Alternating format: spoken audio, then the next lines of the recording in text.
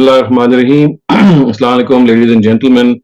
Welcome to this session of moral lessons from the Quran. We will be discussing verses from the Quran which have a moral message. We have been discussing passages in the past sessions, and today also I have selected a relevant passage. And this is something which be very known to you as well, because this relates to the communal conduct and social etiquette vis-a-vis people when they interact with one another, not only in a manner that constitutes positive relationships with each other, but also in the terms in terms of protecting the integrity of our brethren. So I'm referring to the verses of Surah Hujurat, which many of us would be very aware of. Let me just read its text and translation first before you, and then we'll have a short discussion. The words are, Ya ayyuhallazina amanu la yaskhar qawmun min qawmin asa an yakunu khayran minhum wala nisa'un min nisa'in asa an yakunna khayran minhunna wala talmizu anfusakum wala tanabazu bil alqab bi'sal ismul fusuq ba'da al iman waman lam yatub fa ulaika humuz zalimun. يا أيها الذين آمنوا اجتنبوا كثيرا من الظن إن بعد الظن إثم ولا تجسسوا ولا يغتب بعضكم بعضا أيحب أحدكم أن يأكل لحم أخيه ميتا فكرهتموه واتقوا الله إن الله تواب رحيم. يا أيها الناس إنا خلقناكم من ذكر وأنثى وجعلناكم شعوبا وقبائل لتعارفوا إن أكرمكم عند الله أتقاكم إن الله عليم خبير. Believers, let not one group of men make fun of another. It is possible that they may fare better than them. And let not women make fun of other women who may perhaps turn out to be better than themselves.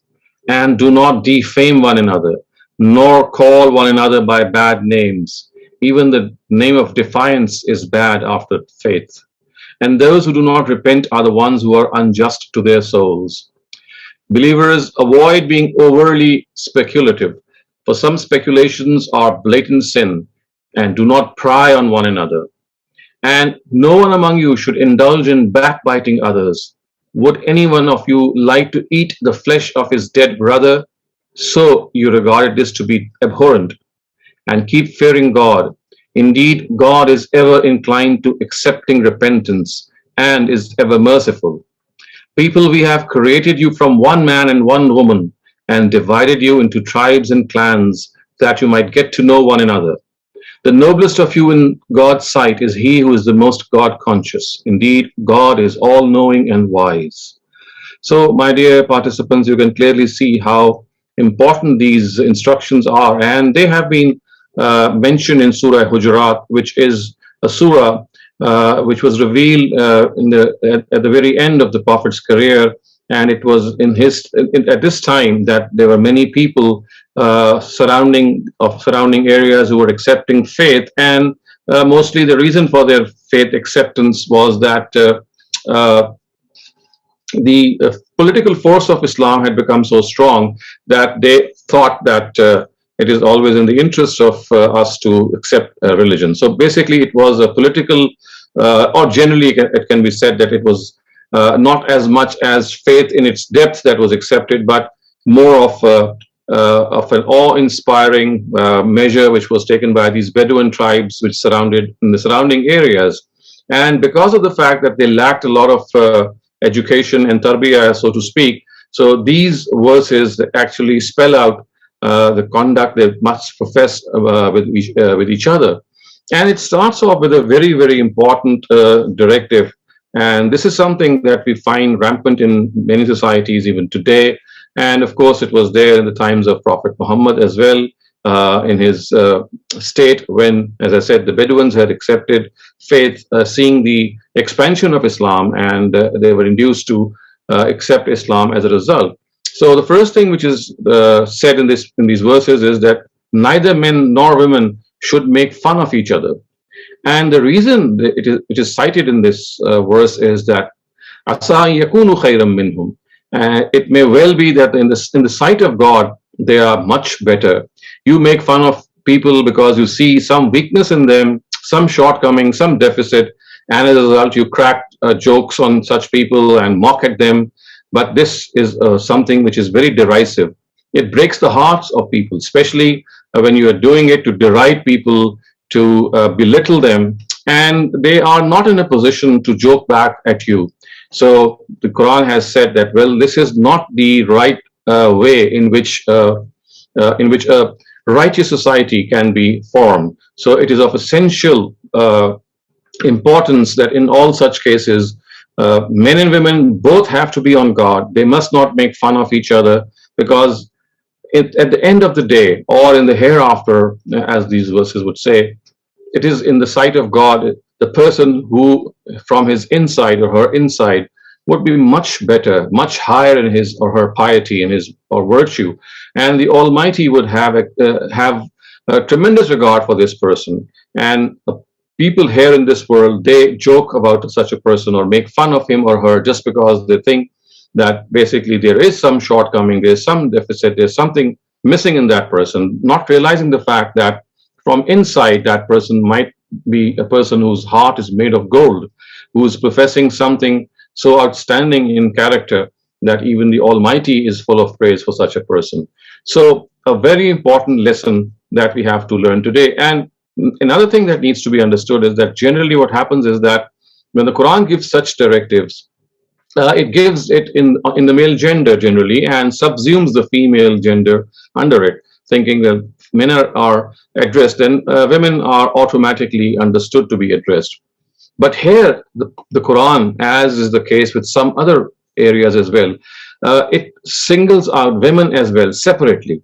So men, when they make fun of men, and women, that when they make fun of women, they are mentioned separately. It could have been the fact that a single sentence could have been enough, but seeing the gravity of the situation and seeing the significance that such a behavior can have, or the impact it can have on people, both men and women were mentioned separately.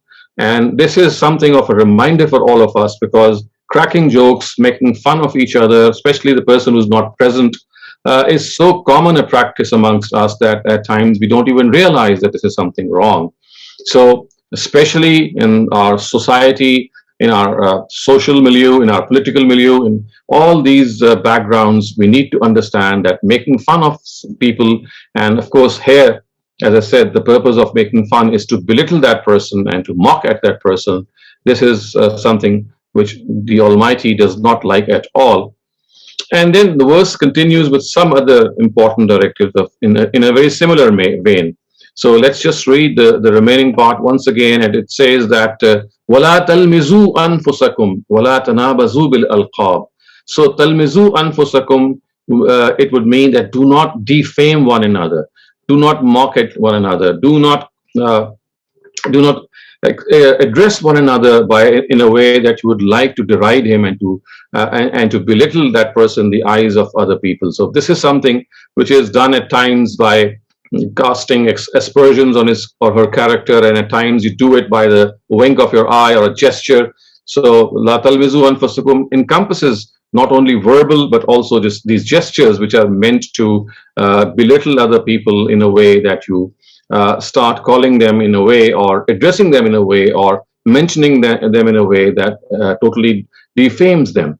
And then the verse says, وَلَا تَنَابَزُوا بِالْأَلْقَابِ. Don't address one another by names which of course are very bad, which we keep by actually keeping in view some deficiency of a person. We might call a person a shorty, or any other racist remark would be given in a way because we think that that name or that derisive name describes that person's outer appearance. This is something which is expressly forbidden, and it says la tanabazu bil alqab, do not call each other by these derisive names which might depict their appearance in a way that you would like to make fun of it. And we can see today how often we indulge in all this, let alone what other people are doing. We have to first of all see that this is something that all of us are at some time or the other indulging in, and at times we just go unchecked. So we have to revisit this once again. And the bottom line is that we have to control our tongue. we have to understand that when we speak, it has to do with a lot of things, especially one sentence can break a relationship. One sentence can put an end to it. And one of these sentences or mentions is that you call people by derisive names. At times, people, they don't have the courage to tell you that they don't like it. But believe me, every person has a self-esteem. No one likes to be called with such names. And we should imagine if someone from outside or someone else calls us by these names, how bad we would feel. So it is all the more essential that we are extremely careful in not naming people in this way. So, La talmizu anfusakum wa la tanabazu bil alqab. And then the verse says, Bi'sal ismul fusuqu ba'da al-iman. It says that even the name of defiance is bad after faith. وَمَنْ لَمْ يَتُبْ فَأُولَٰئِكَ هُمُ الظَّالِمُونَ. So it is just, I mean, the expression here is so strong. The words are that even when you say something, the name of that thing, when you say that, well, as this verse says, that even the name of a sin, even calling something by the name that it describes, is something that you should refrain from. So this is a very, very express way of telling us that how something which is bad in its practice, even taking its name is something that you should stay far away from. So la talmizu anfusakum wa la tanabazu bil alqab bi'sal ismul fusuq. That the name of defiance, even the name of such a disobedience, you just even stay away from such a practice, let alone indulge in it. And then the verse says, وَمَنْ لَمْ يَتُبْ فَأُولَٰئِكَ هُمُ الظَّالِمُونَ, that those who don't desist, then they are the ones who are wrongdoers. And then there is another string of things which the verse mentions, and it says, يَا أَيُّهَا الَّذِينَ آمَنُوا اجْتَنِبُوا كَثِيرًا مِنَ الظَّنِّ. And do not indulge overly in speculation. Let me just share the words with you once again. So it says, La اجْتَنِبُوا كَثِيرًا مِنَ الظَّنِّ. Don't speculate, because some speculations are blatant sin. And do not pry on one another, which is وَلَا تَجَسَّسُوا. So making speculations, prying on one another. Of course, the understanding here is that the intention is to find some evil from the other person, or to pick on someone's bad habit and to highlight it. So speculating and needless speculation without even having the proper data about a lot of things, we all tend to speculate, and we all tend to believe on hearsay, and we transmit things without even verifying them. So this is pure speculation, and the Quran says,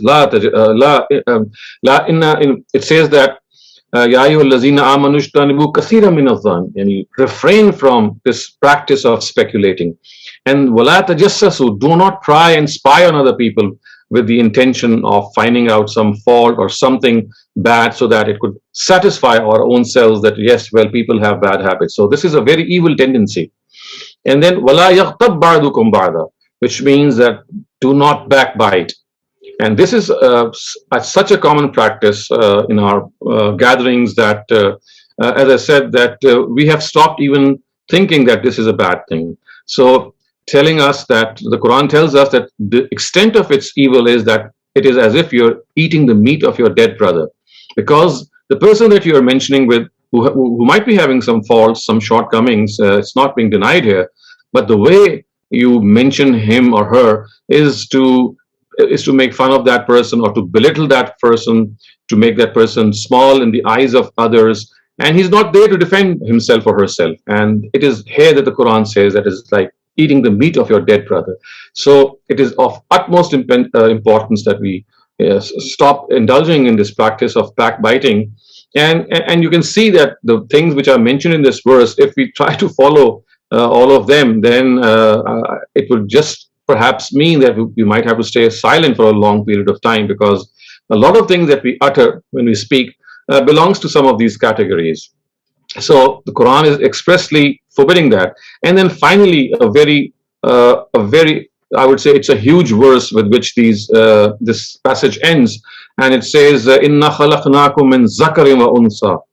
That, O mankind, we have created you from a single pair, from a single pair of parents, Adam and Eve.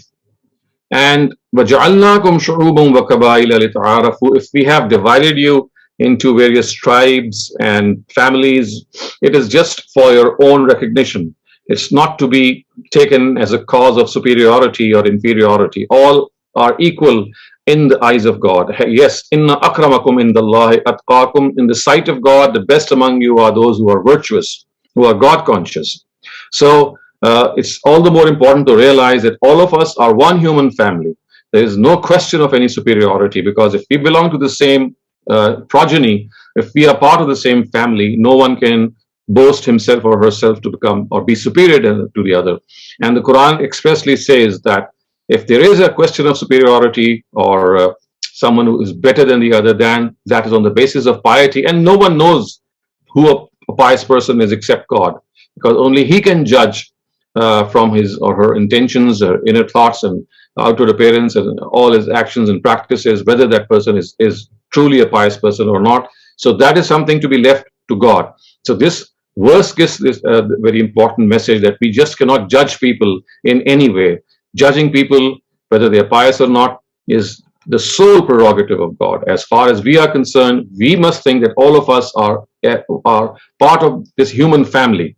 We are global citizens who belong to this human family, and as a result, we have to regard each other with the same respect, and at the same time feel for them the way we would feel for our family.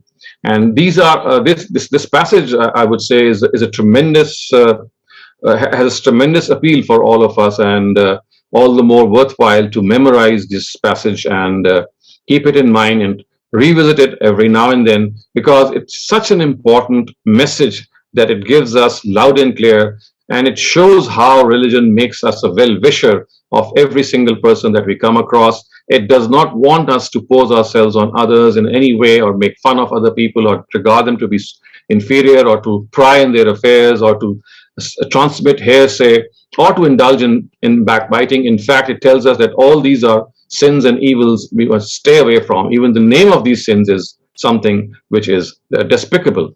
And finally, we have to understand that we are one human family. All of us are equal human beings. No one is a better human being. Yes, he is or she would be better in the sight of God if he or she possesses that piety which only God can have true knowledge of. So I would end my talk here, and I'm ready for your questions. Thank you, Dr. Shehzad, for this enlightening session from Surah Hujurat. Fatma, you can go for the first question. Assalamu alaikum. My question is regarding tayammum. So in my house, I have like marble floor, carpet, and then I have a lawn outside. Is it like absolutely necessary for me to like put my hands on the floor, carpet, or lawn, or I can do it on a table or wall as well? Because I don't feel that, the floor, carpet, or the ground outside is clean. So what's the alternative? The Quran says, "Tayammamu sa'idan tayyiba." Any pure surface would suffice. It could be your tabletop, it could be your wall, it could be any surface. So as long as it is a clean surface, that is absolutely fine. So you can just do tayammum from any clean surface, because the words of the Quran is فَتَيَمَّمُوا صَعِيدًا طَيِّبًا. The word sa'id although refers to mud or clay, but here the reference is to a surface, anything which is outside. I mean, it appears it's as an outside structure. So it could be a wall, it could be a surface of your table, it could be your the outer surface of your cupboards, or anything like that, as long as they are reasonably pure. Of course, that there's no dirt on them. Muhammad Asif Gumrah, you can go for your question now. Jazakallah, Dr. Saab. Very strong message. My question is that of being an Islamic society, we have so much Islamic culture, so many institutions, so many scholars. Still, we fail to entail that characteristic in our society. Where we failed to build the character? I think our educational system has not done justice with this, and I would have always given this example of the Japanese system of education, in which the first 10 years, or even some, I think that until their own high school, they have this program of character development, in which morally sound behavior is highlighted, and the children are made to go through certain activities which sharpen their morality, which make them realize that at the end of the day, it is your sympathy, your kindness, your stature as a human being, which is the real thing which counts in the eyes, even though they are a godless society, but still to them, these human traits, developing these human traits is of utmost importance. So I think our educational system should give a lot of attention in the earliest years of child's development. Of course, needless to say that mothers should also chip in, but yeah. as they enter school, moral development, character building should be done through activity-based lessons in which people or children are made to go through certain practical activities.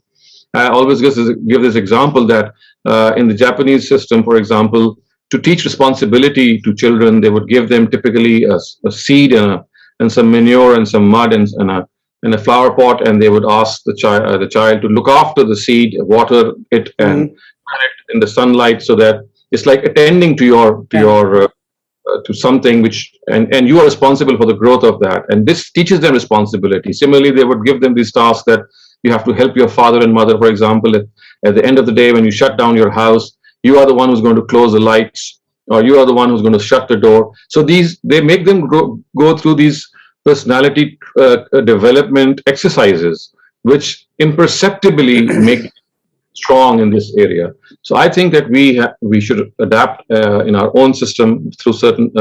We can have certain changes as well, add certain changes, but the best way to teach morality, in my humble view, is through this activity-based learning series. And if we are able to do it let's say even for 3 or 4 years in the primary or the upper primary classes, I dare say that inshallah the crop we were going to reap would be far superior in their character and their personalities. Yeah, it's not difficult to implement. I mean, we have the model, we have the teaching model system in the world which has been practiced. Whether it's a godless society, doesn't matter. Moral values are the same. So why don't we have an educationalist and the Islamic scholar get together and devise a program for our need and do that? It is absolutely easily doable thing. That's what my concern, and Yes, I think it's more of how concerned you are, how passionate you are about this. It seems that because it's a huge task and it has to be done at the national level and only a government can do it. But if the government is not paying attention, then all that we can do is that light our own small candles wherever we are able to conduct such sessions and regularly try to educate people maybe who are in our own homes, our own children, our nieces and nephews, and our circle of friends who have children. I think this is a place to start off instead of waiting for the government or a large-scale movement or a campaign to begin. We should begin from our own homes, from our own acquaintances as much as we can, and try to move forward. I think if we light a small candle, then at least the darkness which surrounds our own houses or our own homes might go away. Inshallah. Jazakallah. Thank you. Rafia Khwaja, you can ask your question now. Thank you, Dr. Shehzad. Dr. Shehzad, lately I've read from a lot of Islamic scholars, including some scholars of Al-Mawrid, who say that the ayat which gives permission for a Muslim man to marry a woman from Ahl Kitab is equally applicable to a Muslim woman marrying a man from Ahl Kitab as long as both of them are chaste. So I wanted to know, what are your views regarding this, please? I think that I would not agree with this. I would not even agree with today men marrying the people of the book, women from among the people of the book, because if you study the Quran, the issue which is discussed is that monotheism and Tawheed is of utmost importance. So the basic directive in this regard is La tankihul mushrikat hatta yu'minna, that do not marry idolatrous women unless they profess faith. This is the express and the basic directive which the Quran has, that no idolatry should be tolerated.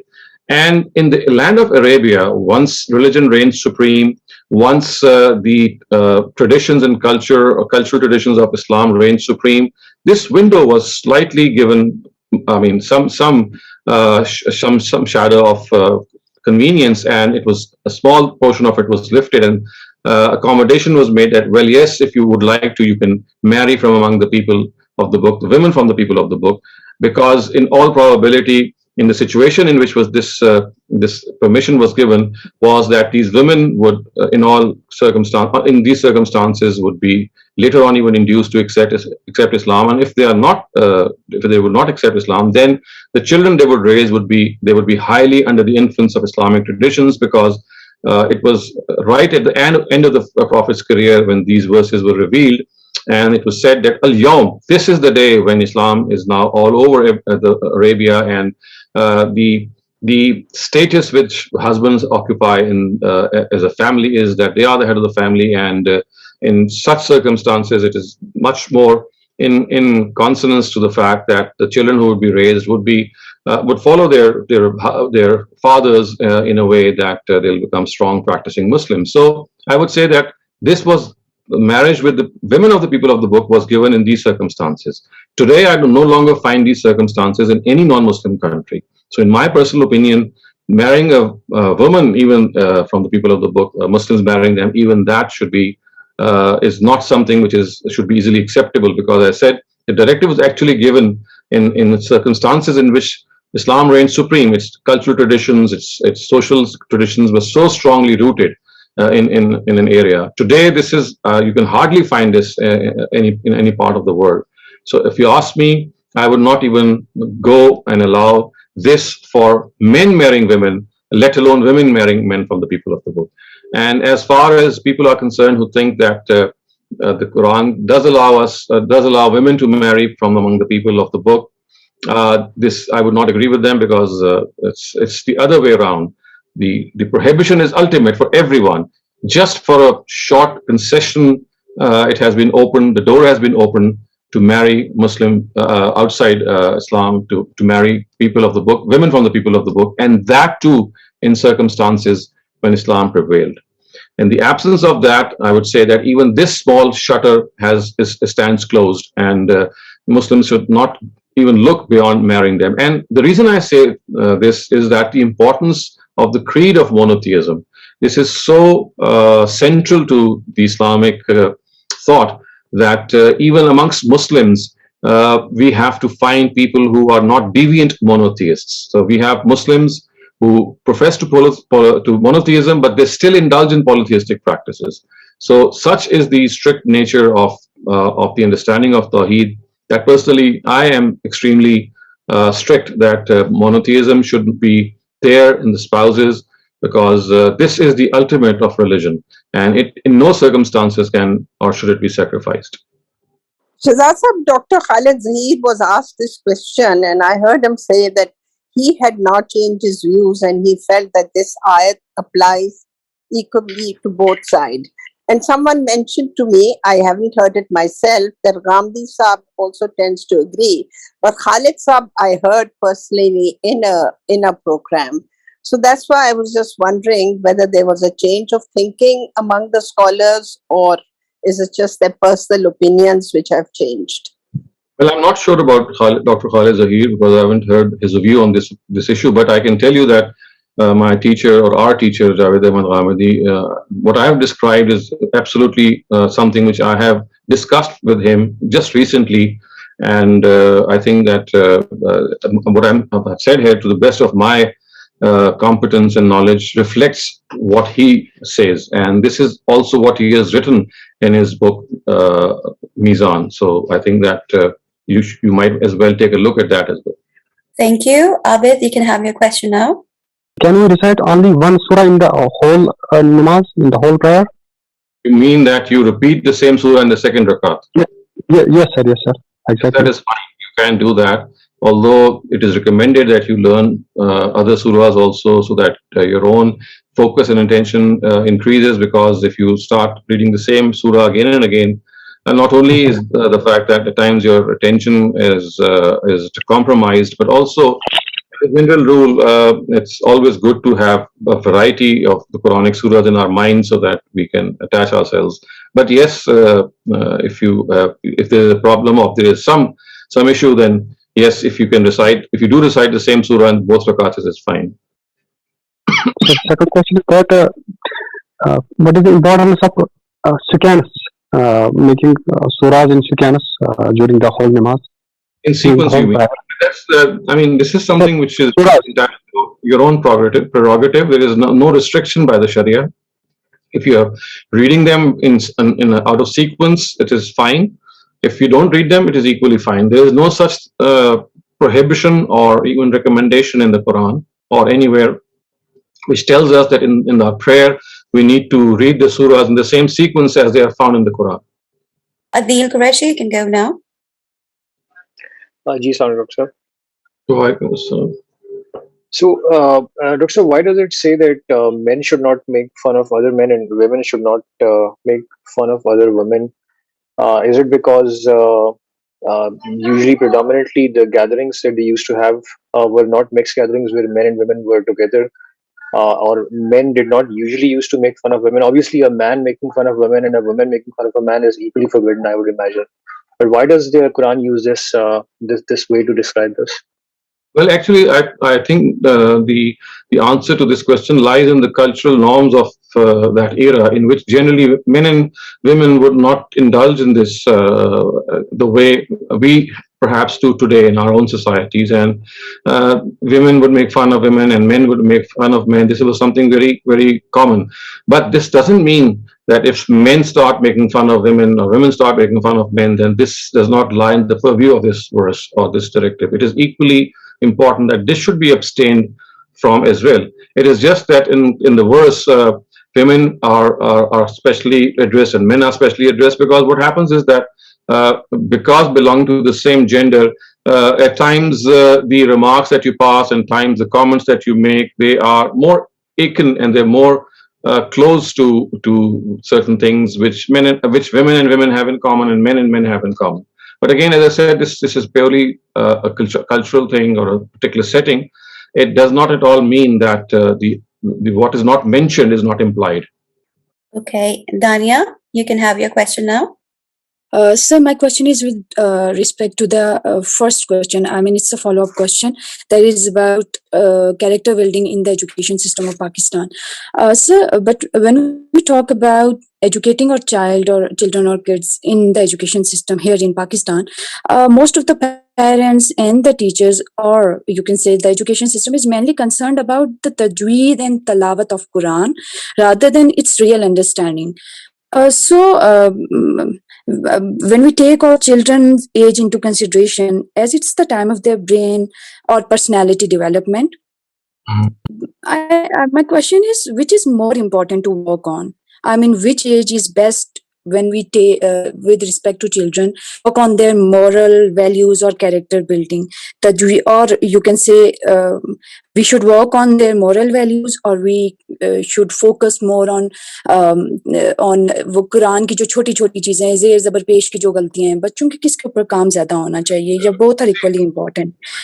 See, reading the Quran is also, it has a separate importance of that they are fluent in their language, and it is best that they learn and understand the language. That's another thing. But when I say morality, it should be ingrained in them.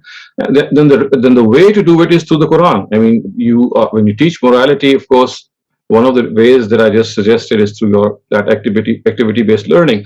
But at the same time, educating them on the moral verses of the Quran, and some of the verses that we just studied today, for example, and have been studying in the last sessions, all relate to moral development. So making them go through these activities, as well as making them read instead of the whole Quran, first make them read a selection of the moral and ethical principles and lessons that they can draw from the Quran. That should be their first lesson from the Quran, and this could start at a very early age. And thus you'll find books like Quran for children or Hadith for children, and a lot of these books I have seen, they're doing a good job. The only thing is that they are underutilized, and we need to not only use these books in our curriculum at a very early age, but as I said, more importantly, induct the system of activity-based learning at a very early age, in which children, it becomes a habit of the children. I mean, even before they realize what they're doing, which they will do once they become mature and are aware of good and evil, even before that, it's like making something a tradition in a way that when they actually realize what they're doing, they have already developed a habit of that. So developing a habit of these things should start off very early. And needless to say that this cannot work unless the parents themselves are following all these principles. You just cannot expect your children to be morally sound if you yourselves, are hopeless in character and personality, because they are going to notice you at home. And if you are not up to the standard or up to the mark, you just cannot expect your children to follow you. So it's equally important that the atmosphere and the environment, which includes teachers and parents, they should have the same character that we would like to instill in the children. And at the same time, the methodology of this teaching should be, on the one hand, leading by example. When the child sees their teachers and their parents doing something good, of course, it has an impact. And at the same time, making them pass through these activity-based learning exercises, which are so effective. They are so impactful, because I have been conducting these sessions and I can see the results among students, and it's simply amazing. It's just that perhaps we are not giving enough attention to this methodology of inculcating character development. Dr. Sahab, Assalamu alaikum. Walaikum assalam. You just mentioned there you had some sessions on this subject, teaching kids, the manners, and not to joke about other children. Is there a recording, or I could look at it, or I could show my children? Yes, there are recordings, but you have to search for them, because I have been doing these sessions in Australia, in Canada, in the US and the UK, and there are certain sessions which were done in a manner that basically lectures were given. So that I'm not referring to, but there were another type of sessions which were given, in which these activities were given to children, and they were recorded, if I remember. I distinctly remember these sessions being conducted in Melbourne and in Brisbane in Australia, I think 4 or 5 years ago, and they were recorded. But you would need to search for their recordings on YouTube, and I think some of our people here might be able to help you. Yeah, that will really help, because rather than, I heard it, what you said. I just remembered one thing, that actually I've written a book on this as well, and it is called Quranic workshops through what was it called? Quranic workshops through activity-based learning. So there is a book which I wrote. You can, wherever you are, you will be able to find that book. And there's an instructor's guide to this book as well. So it's like a workbook which has those activity-based exercises. And I conducted those sessions in various places for many years, and then I actually compiled them so that any person who would like to conduct those sessions, and there is an instructor's guide as well. So I think the name was Quranic workshops through activity-based learning or something, and an instructor's guide. There were 15 lessons in that, and 15. Mashallah.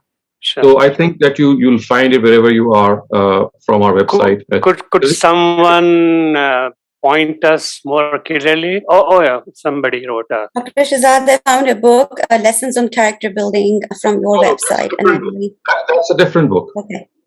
This is called Quranic workshops on character building. So it's the word workshop is a part of the title. So it is a slightly bigger book, which it's like a workbook. It's like when you open it, you have exercises.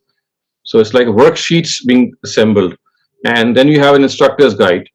So these are two separate books, and I think they are called Quranic workshops on character building, because I published this, I think, about 7 or 8 years ago. So I'm forgetting the exact name.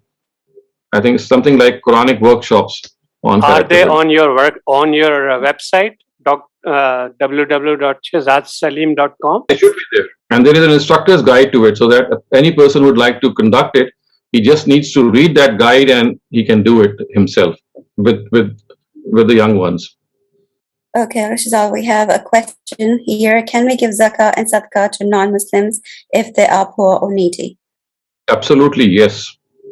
So zakat and sadaqat in the times of the Prophet, they were all collected in the public treasury, which was the Baitul Mal, and they were dispensed for the public good without any discrimination between who they were given to.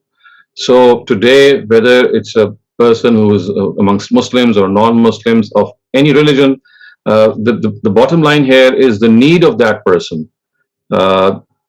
Any person in need is eligible to receive your zakat or sadaqat. So any person in need, regardless of his faith. Thank you, Dr. Shehzad. That's the end of the lineup of the questions for today. Okay, so inshallah we'll see each other tomorrow.